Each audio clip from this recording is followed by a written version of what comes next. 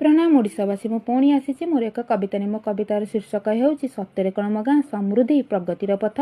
मो माँ मो भितर पड़िला दिने वितर्क मु कहली मो गाँ एवं समृद्धि प्रगतिर पथ। हसी दे कहला शुणुलो नातुणी तते कहबी एक पाठ। मो माँ कहूला मो गाँ नथिला प्रगति समृद्धि आग एकता प्रेम स्नेह सभिए थिले आबद। मो माँ कहूला मो गाँ नथिला कोठा महल एक चाल छपर बांटुथिलु सुख दुख। मो माँ कहूला मो गाँ रे नथिला बिजुली आलोकमय डिबिरी चुलीर से मिंजी मिंजी आलुअरे राति काटुथिलु सत। मो माँ कहूला मो गाँ रे नथिला उच्च उच्च विद्यापीठ अवधान को गुरुमणि मठ मंदिर रे पढ़ुथिलु पाठ।